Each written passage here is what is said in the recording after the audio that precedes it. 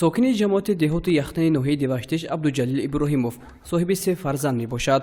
4 سال مقدم نامبرده همراه فرزندانش در یک حوله استقامت داشت. بعد با اویل‌های احتیاجمند جدا گردیدن قطعه زمینی نزد حولگی با پسر کلانیش خانه استقامتی بنیاد کرد. حالا در قطعه زمینی نزد حولگی فرزند دومش تحت کرسی بنا گذاشته شده تا آخر سال با اون نیز خانه ساختنی است. 4 اویل یک جای استقامت می‌کردیم.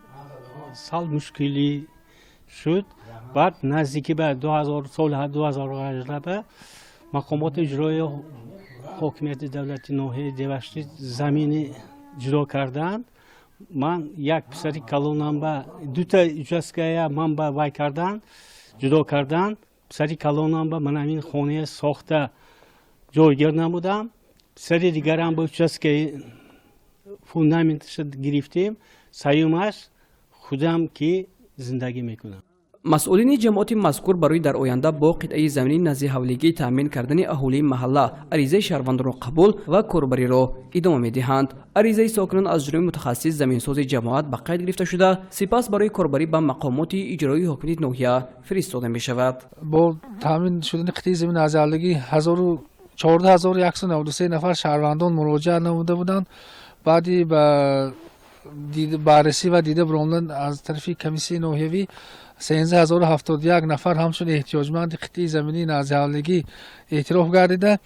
عین حال 7155 نفر با قطعه زمینی نزد حولگی تامین شدند. با قرار حکومت جمهوری تاجیکستان برای وسیع نمودن فوند منزلی شهروندان حدود ناحیه 1123 هکتار قطعه زمین جدا گردیده. از آن برای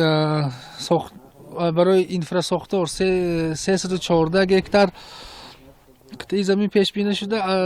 665 هکتار قطعه زمین برای قطعه نزد حولگی جدا شدند.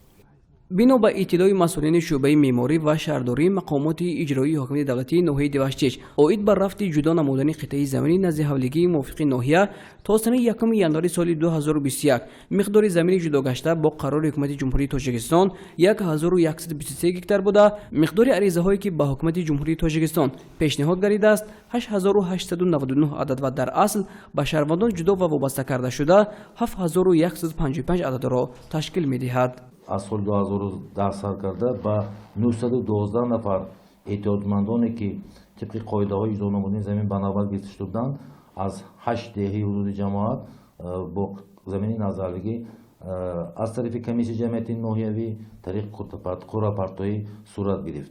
اینچنین سال 2012 در اساس قرار حکومت جمهوری تاجیکستان علاوه از موضع بهارستان حدود دهه یختن جماعت 179 هکتار قطعه زمین برای احتیاجات نزد حولگی علاوه جدا کرده شده بود که در آن موضع 624 نفر قطعه موجود است و از این مقدار قطعه زمین نزد حولگی اکثرا برای احتیاجمندان جماعت‌های دهاتی وحدت، راست‌روبود تعیین گردیده به آنها تقسیم کرده شد. طبق معلومات مسئولین 4458 اویله‌ها صاحب سرتیفیکات حقوق استفاده زمین گردیده، عین زمان 3481 خانه‌ها ساخته شده ایستادند. تقسیمات قطعه‌های زمین نزد حولگی در اساس قانون‌های عمل کننده جمهوری تاجیکستان روی کار آمده. بررسی عریضه‌ها و معین سازی احتیاجمندان تحت نظارت متخصصان مقامات اجرایی حکومت دولتی ناحیه دیوشتش قرار دارد. با ساکنان قطعه‌های زمین اساساً از حساب زمین‌های للمی جماعت‌های یختن، وحدت، مجون و نزد منطقه دشتیکان جدا گردیده است. آخرین مرتبه سالهای 2014-2016 قطعه‌های زمین به ساکنان تقسیم کرده شده است. دوام 20 سال آخر طبق آمار رسمی در تاجیکستان 134,000 هکتار زمین از زمین‌های کشاورزی برآورده شده به ساکنان برای ساختن منزل استقامتی داده شده است. همچنین برای ساختمان منزل‌های استقامتی دولتی و بیمارخانه باز 10,000 هکتار دیگر جدا کرده شده است. باید گفت که در تاجیکستان که مساحتش تقریبا 142,000 کیلومتر مربع است، تنها 7% زمین را همواری تشکیل می‌دهد. 93% باقی مانده قلمرو کشور کوهستان میباشد. طبق معلومات ها با نظرداشت اهالی کشور یعنی 9,400,000 نفر برای هر یک ساکن کشور 6 سوتیق زمین راست می آید. طلبات با منزل‌های استقامتی سال تا سال مеафзояд махсусан дар шаҳрҳои калони кишвар. асосан сохтмони биноҳои истиқоматии баландошёна дар Тоҷикистон аз соли 2003 инҷониб рӯ ба афзоиш аст. дар шаҳрҳо сохтмони манзил асосан аз ҷониби бахши хусусӣ сурат мегирад ва он ҳам ба шахсоне ки имконият доранд равона мегардад. яъне на ҳамаи нафароне ки ниёз доранд имкон пайдо мекунанд ки дар биноҳои баландошёна манзил истиқоматӣ харидорӣ намоянд. дар деҳот бошад сокинон манзилҳои истиқоматиро бо хубаи худашон бунёд мекунанд. طبق نشاندهنده طول 5 ماه سال 2020 در جمهوری بیناهای استقامتی با مساحت عمومی 365,000 متر مربع به استفاده داده شدند که این نسبت به همین دوره سال 2019 24.6% زیاد است. سال تا سال ارزش کارهای ساختمانی زیاد می‌گردد. از این لحاظ منزلی مناسب برای اکثر ساکنان دستنارس می‌شود. حکومت کشور اساساً به معیوبان و عائله‌های کم‌بیزاد کمک می‌رساند. در این دیوار رویخط شخصانی جای دارد که در شهر خوجند برای صاحب قطعه زمین گشتن در نوبت می‌باشند. بعضی ساکنان از سال 2003 اینجانب در نوبت قرار دارند. اینها اساساً عائله‌های کم‌بیزاد، خدمتچیان ساختارهای گوناگون و عائله‌های سرفرزند می‌باشند.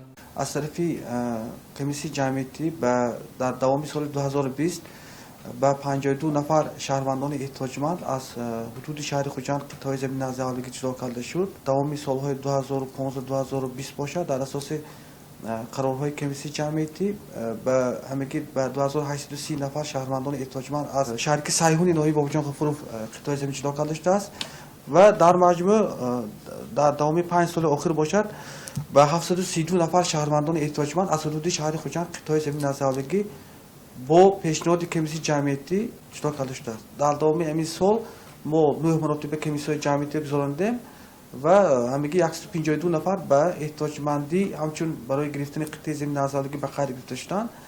الحال به حالت 1 ژانویه سال 2021 باشد به نوبت گرفتن قطعه زمین آزادگی همگی 4666 نفر شهروندان در نوبت قرار دارند. نفرانی که صاحب قطعه زمین گشته منزل استقامتی بنیاد کردند با مشکل‌های دیگر دچار می‌آیند. این هم باشد اساساً در محله‌های نابنیاد نبوده اینفراستراکچور ضروری به مانند آب، برق، راه، مکتب و کودکستان و غیره میباشد. چون این حالت را میتوان در محله نابنیاد آبشارانی جماعتی دادابای خلمات فی ناحیه بابجان غفورov مشاهده کرد. در اینجا نزدیک 10 سال است که ساکنان برای دسترسی به اینفراستراکچور لازمه مشکلی دارند. نفرانی که امکانات داشتند با راه و وسیله‌های گوناگون با آب و برق دسترسی پیدا می‌کنند، ولی ساکنان باقی مانده منتظر آن هستند که از جانب حکومت به آنها دست کمک دراز کرده شود. من از راهبرا خواهش می‌نمایم که یک بار آمده همین زیست و زندگانی همین دهه آبشاران را یک بار به نظر گیرند، بیایند به همینجا. اینجا عریضه ها شدگی ولی گورسیت هم آمد وعده کردن معلیس شد اینجا بولونده. من یگان رزولتات نیست، یگان مراد حاصل نیست. ما امید داریم که راهبرها با ما دست یاری دراز میکنند. جمهوری تاجیکستان از لحاظ افزایش شماره اهالی در بین جمهوری‌های سابق شوروی یکی از نشاندهنده‌های بلند را دارا میباشد. طبق آمار رسمی اهالی کشور هر سال 2.2% خود حدود 200,000 نفر می‌افزاید. این نشاندهنده طلبات به منزل استقامتی را بیشتر می‌سازد. در اکثر شهر و ناحیه‌ها فوند زمین محدود می‌شود و یا اینکه به اتمام رسیده است. راه اساسی حل این مسئله بنیاد بیناهای بلنداشانه میباشد، ولی در دهات بنیاد بیناهای استقامتی بلنداشانه تا جایی خطرناک است.